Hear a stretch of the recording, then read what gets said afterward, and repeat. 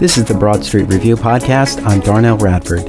Today on the podcast, Michael Dougherty and Will Mobley stop by to talk about the 2025 Fringe Arts offering, Dogberry and Verges Are Scared, now through September 14th. Here is my interview with Mike and Will for Dogberry and Verges Are Scared.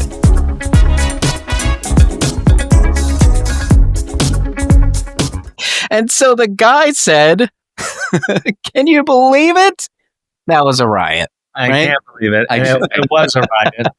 But I'm glad that they calmed everything down because it was getting a little out of hand. Exactly. Literal and metaphorical. Indeed. Mm-hmm. Yeah. So when they put out the fire, then they had more to deal with. That's I'm so glad you told that story. It was long. Yeah.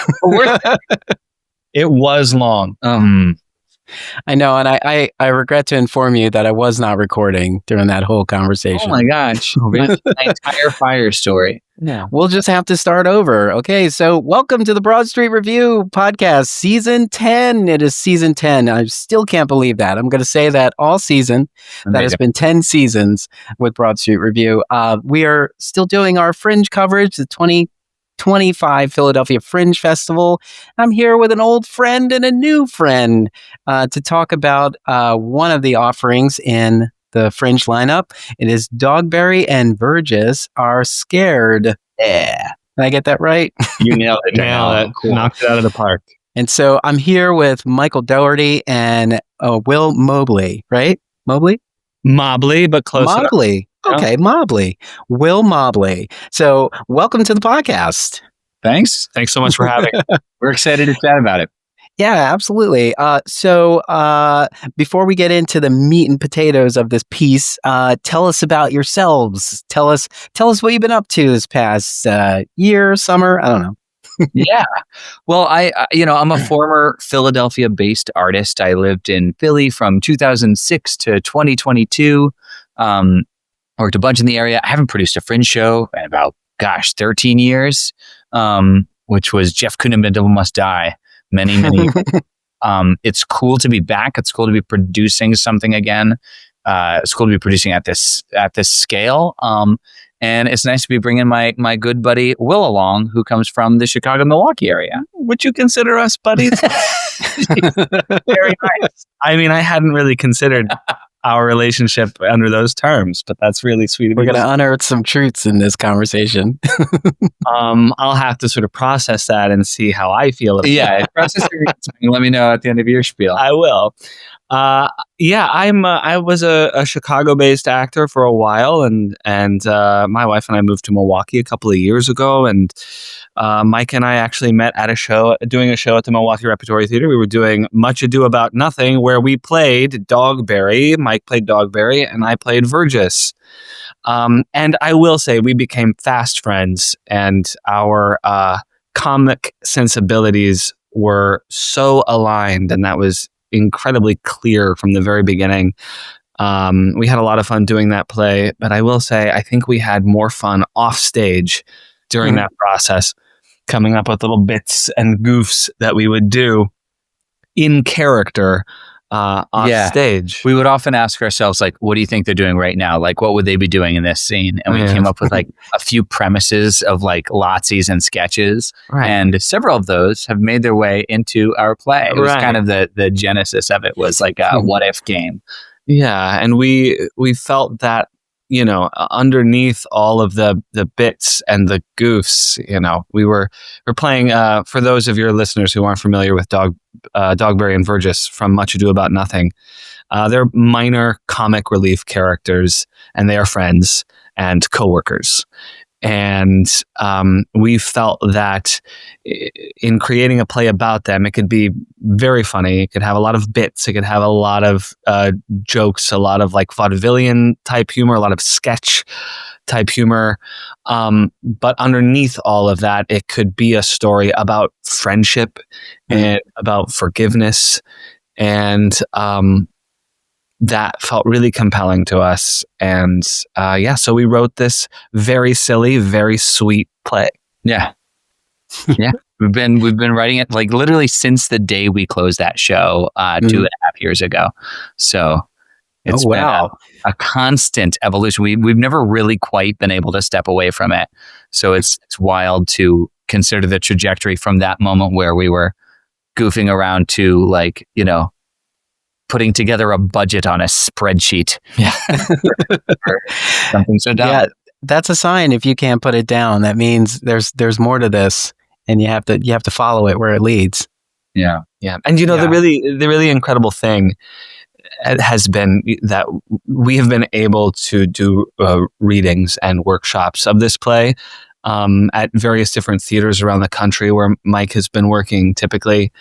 And every time we do a workshop or a reading of it, there is this response to the play where people are just like, you guys have got to keep working on this. You've got to get this out there. This is so funny. It's so sweet. It's like the version of Rosencrantz and Guildenstern Are Dead that we want out in the world. Yeah. It creates this feeling of like this buzz that like it's always really exciting talking to people right afterwards because we've just engaged in the thing that we all love, which is not only making people laugh but like telling a story and telling a new story that people haven't heard. And there's something really cool about birthing new art into the world, right? Like unheard stories that are actually striking ears for the first time. We do so many plays in this profession that have been told over and over again, which totally has its value. But this is such a unique experience for it to be so new, Yeah. So you mentioned that that you presented it in some form wherever you were working at the time. So was it the two of you that were Dogberry and Verges? We decided early on that it would be a nightmare for us to try and play those roles and get the feedback that we needed from a reading. So we, I think when we initially conceived of the play, like that was the plan that we would play those parts. But as it evolved, the characters just sort of grew to be different than who Mike and I sort of naturally are and like present as on stage. Yeah. And so we passed those roles off to incredible actors at different theater companies across the country where we were doing these readings. And finally, they have landed in the hands of Philly's own Scott Greer and Tony Lawton, who are just absolutely killing in these parts. They are so good and so funny. And quite frankly, so much better than Mike and I could ever be. Yeah, it's funny, like it was such a practical insertion, like Will is saying, like we should step aside so that we can hear our play, so that we can be objective about it. And then we were like, what if these two characters sat a little older than us? Like, is there something more poignant about, two people a little past middle age at the end of their rope and the direness of their circumstances? And now watching Scott and Tony do it is such an affirmation of that notion. And just, it's also really satisfying because they've got this buddy duo. Yeah. This is their 25th show together, and their chemistry. It's like a rich roux. It's just been on a low and slow temperature for like a couple of decades, And that roux makes for one delicious gumbo, friends. So Dogberry and Verges are scared. For more culinary metaphors. I mean, honestly, there are a lot of wonderful artists in this community, but if a show has Scott Greer or Tony Lawton in it, those are going to be moments to pay attention to. They always are. Yeah. So they are a great team together. Yeah. Sorry. I was going to say it's been humbling to have folks like them, and like Matt Decker is directing, and Robbie Hager is a part of it, and Mike Inwood is lighting designing, Jen Rose is doing choreo, and so like the Philly artists that have stepped up for this are like of such a higher caliber than frankly we can afford, and frankly that we have any right to be working with. So that there's been like a truly humbling sense of like this is so much better than it ever could have been when it was completely within our control, and that's really been cool to watch accumulate. So how did you bribe them? And is there a car out? Is there a car outside? Just keep, tracking your every move. Yeah, I will say I hope I don't sound like we're patting ourselves on the back too much. But I think it does speak to the play itself that these incredible people, these amazing artists wanted to be a part of it and wanted to help bring it out and bring it onto the stage. It is certainly a tour de force for the two main actors who play the clowns, but there is also there are a lot of things within it for an incredible lighting designer to like sink his teeth into, or an incredible choreographer to like work with, and an incredible director to sort of like shape. I feel like we wanted to make a play that would be fun to work on, no matter what part of it you were working on. Yeah, and so in the process of bringing this together, when did you start thinking about how all the other elements will come together and complement it? Like, were you always thinking like, you know what, I think a super awesome lighting moment will happen right here? Or was it like after the third version, you're looking at it and going, wait a minute, now we got to bring this to life? Yeah. What came first, or were you thinking about it in the back of your head? We tried really hard as we wrote it to write like transitional moments that could be interpreted a variety of ways. Like, we didn't want to be prescriptive for future designers and directors. And we became producers of this production, kicking and screaming, like there's never been a more reluctant stepping up to the plate. It was completely born out of necessity. I'm really, really glad we're doing it because it's cool to have autonomy over the thing that we created on the page and be a part of its, taking on 3-dimensional life. But it's wild to watch these things that we could only imagine come to life because their imaginations extend beyond our own. Yeah. And so it becomes a more fully realized version of the storytelling. In a way, this whole process and the play itself has been a kind of love letter to the theater. We have had so many moments of troubleshooting, problem solving in the rehearsal room, and as writers, where one person's idea sparks another person's imagination, and they add to that idea, and the solution becomes greater than anything that any one person could create. It becomes a true act of collaboration where the sum is greater than the total of all of the parts, which is, I don't know, it has been an incredible reminder of why I like making theater in the first place. That all of these voices get to come together and make something that no one single person could make by themselves. Yeah. I've been thinking a lot about this now because the current climate that we're in. I feel like it doesn't matter. You can pick any point in time in the last 10 years. It's always the current climate, and everybody's like, yeah, I know. But I've been asking artists, I mainly want to know how an idea comes to completion or presentation.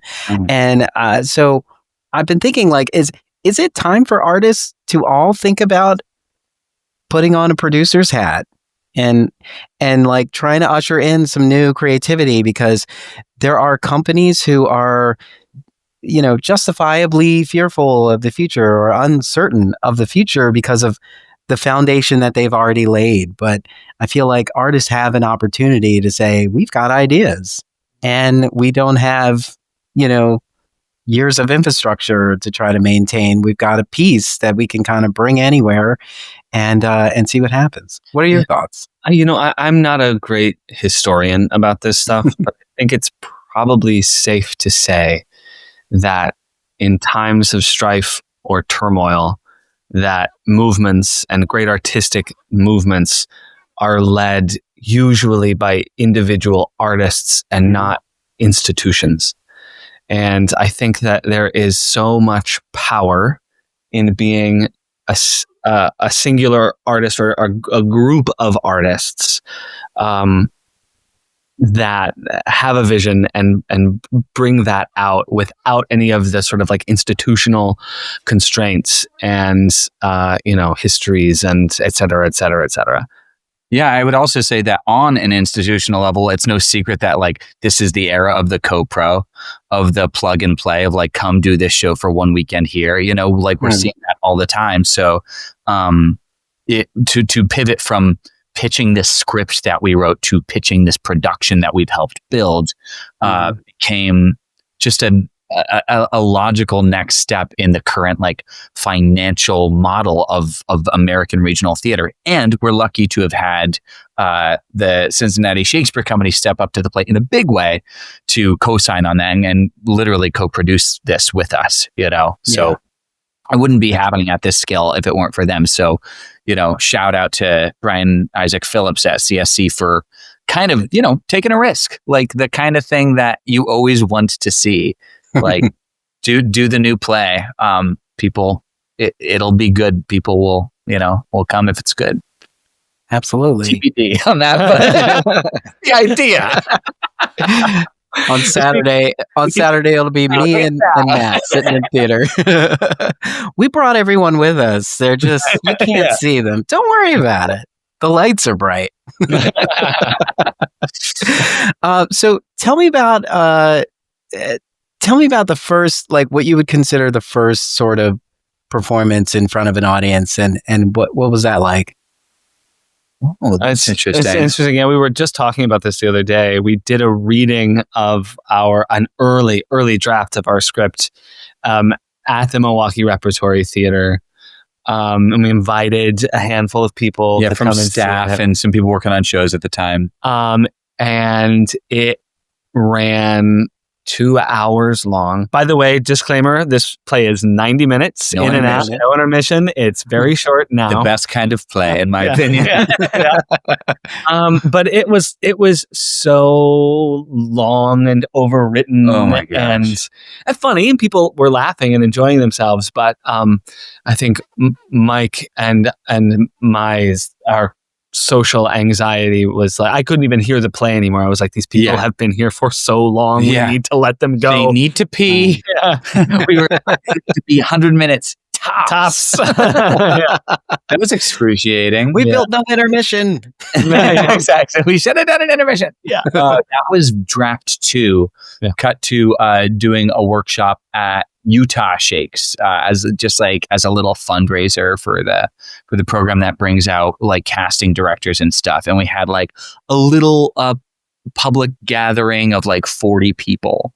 And it was the first time we had like a bunch of people laughing at it. And that's when we could feel like, oh wow, this thing, I mean, requires an audience in this really vital way. And that's what made us want to go, okay, what does the actual path forward look like? The next reading we did was at Cincy Shakes, which sort of sparked the whole trajectory to Fringe and co-pro and all that stuff. Are there any darlings that were in this piece that you had to kill that you want to find a place for somewhere else? Oh, that's a great question. That's a really good one, Darnelle. There was a bit in the play where one of the characters misremembers the phrase "fit as a fiddle." It's like, oh yeah, that guy, he's looking frisky as a fiddle.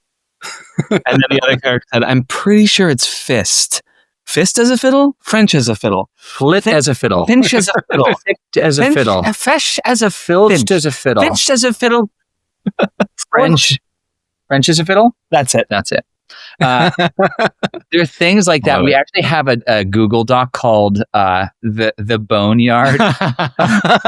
All the dead bits that have been cut from various drafts, and we've pulled from it. We have to reinstate into more recent drafts. The other bit I'll always mourn is there's a very, very famous scene in Much Ado where it's just Beatrice and Benedict. And it's Lady Beatrice, have you wept all this while? It's kind of like the heart of the play. It's It's one of the best written scenes in Shakespeare history. I'm not going to do the whole thing. No, do the whole scene.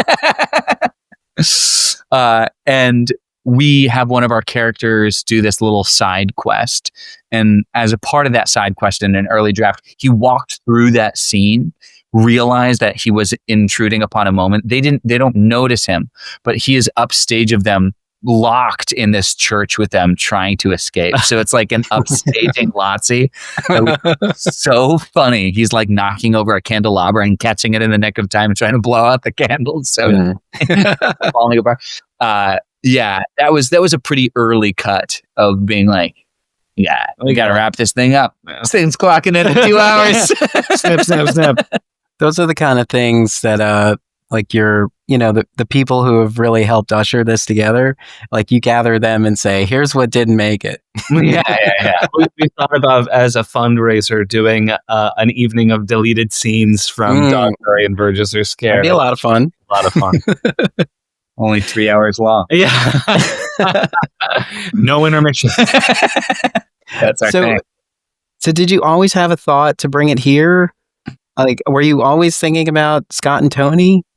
Man, no. Well, again, like we didn't want to. We were like, we're not going to be producers on this. We're just going to be writers. And then someone started talking about the Edinburgh Fringe, and we're like, oh, that would be a cool goal.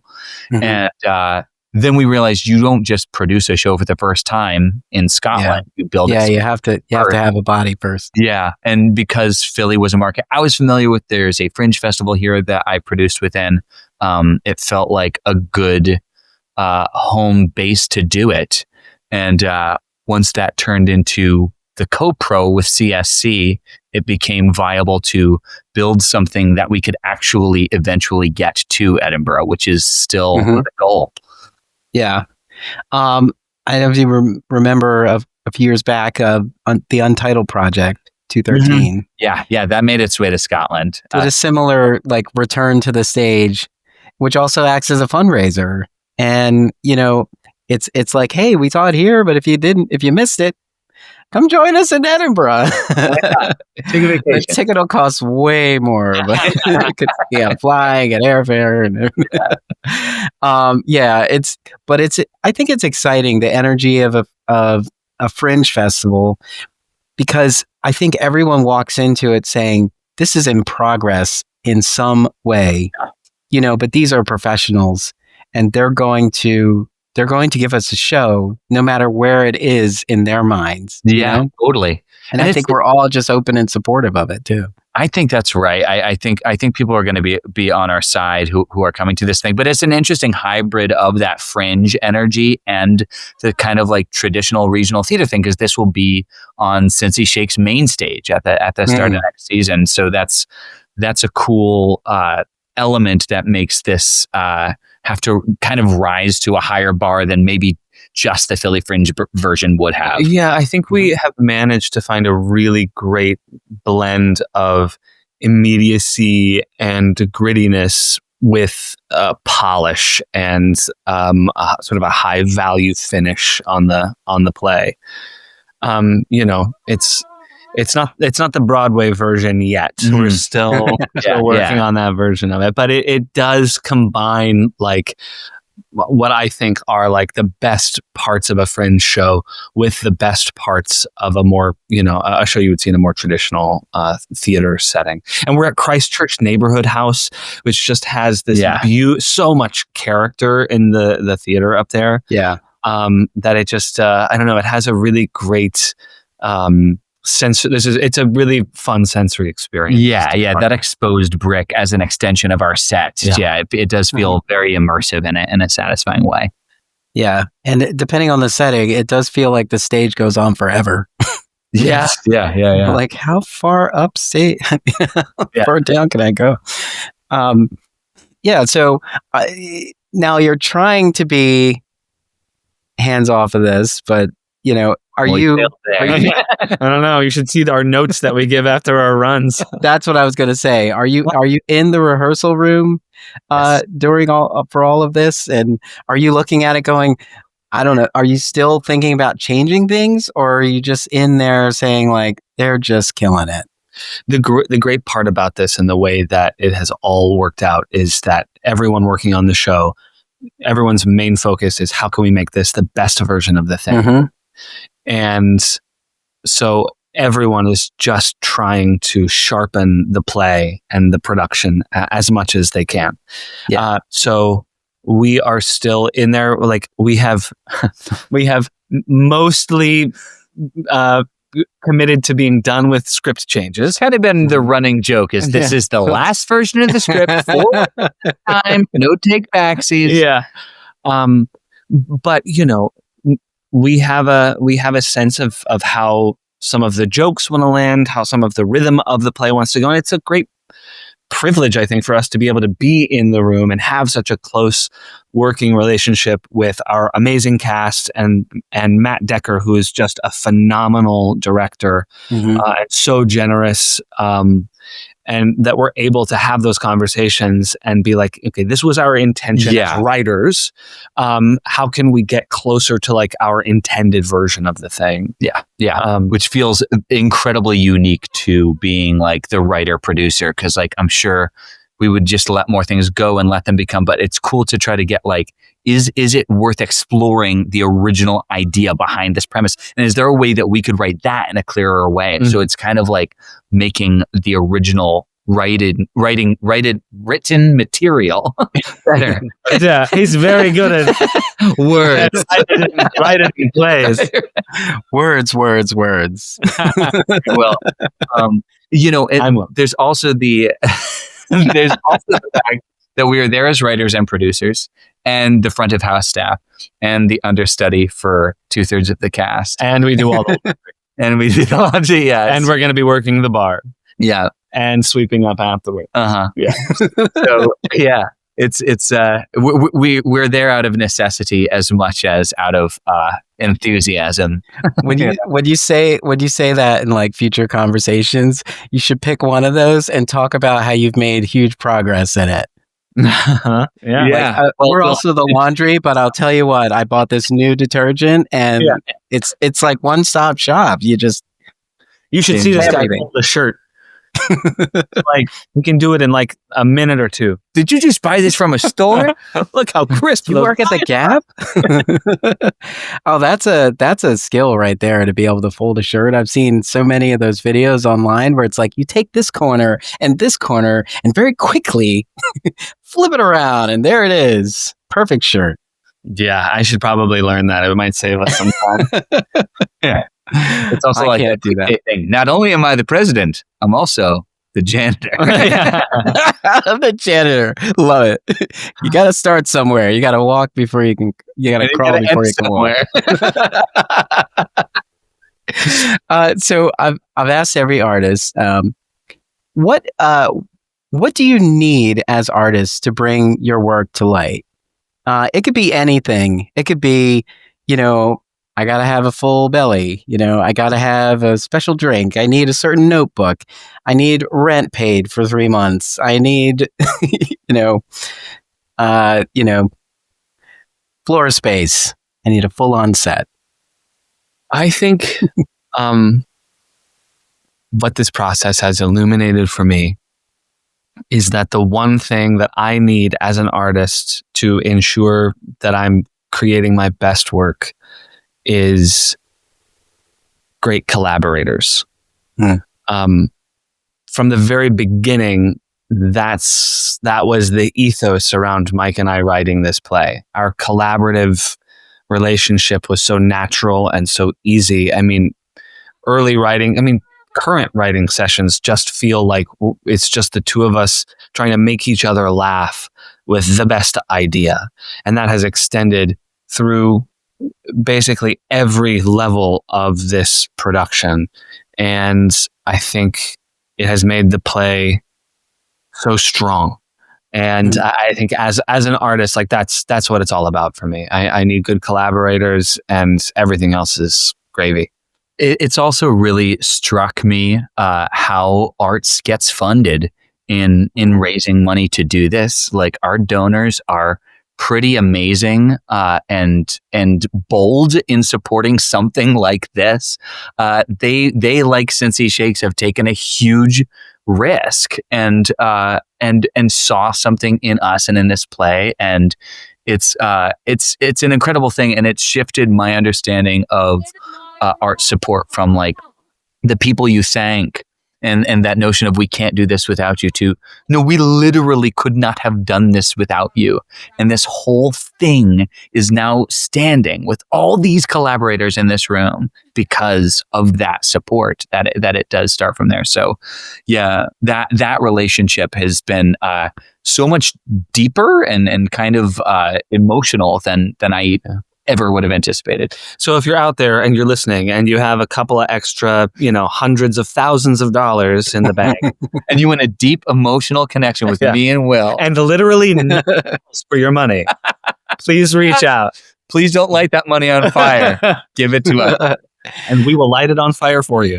They're transferring from their investment portfolios as we speak. I mean, that's what we hope. But the thing is, I think these conversations are what help too. Somebody's listening to this saying like, wow, they talked about their whole journey. And maybe it wasn't initially in their thought process to be here, but they're here. And now the story that brought them here is a part of my overall experience. And that is what I think is very exciting, because you don't know if you're going to see this piece again. You don't know yet, but it's here in the Fringe now. And so you have 9 opportunities to see the show. Everyone, I hope you're already buying tickets. You know the drill. You're supposed to buy the ticket mid-conversation, right? Now. Yeah, it's Dogberry and Verges Are Scared. It's a pants-pissing, funny new comedy. It's at Christchurch Neighborhood House. You can get your tickets at fringearts.com or phillyfringe.org. There's many links, but the link's in the show notes. So you can get there and get your tickets. And that's tickets plural, because theater is more fun with a +1. 2, 3, or 4. So definitely do that. Mike and Will, thank you so much for taking the time to chat with me and to unpack this journey. Dogberry and Verges Are Scared. It was one of the first shows that I put on my list, as I do my own little Fringe list, and then I touch base with Broad Street Review and see how many things are matching. So we're on the same page with this one. Well, that's awesome, Darnelle. We appreciate it so much. We can't wait to see you there. Yeah. Absolutely. Looking forward to it. And thank you so much again for chatting.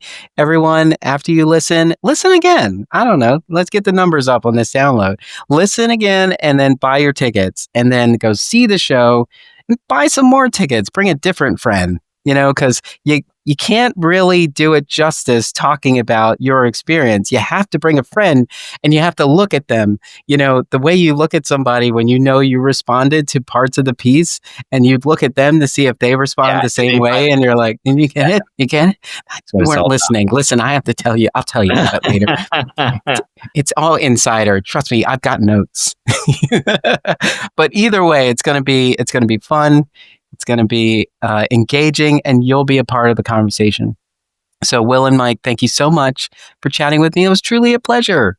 Treat, Darnelle. Thank you. Thank you.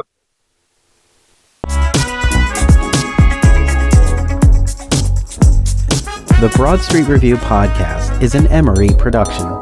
If you would like to be a guest on the podcast, visit us online at em3ry.com. To get involved with Broad Street Review, head on over to the website at www.broadstreetreview.com to find out how. Thank you for your part in keeping the conversation going.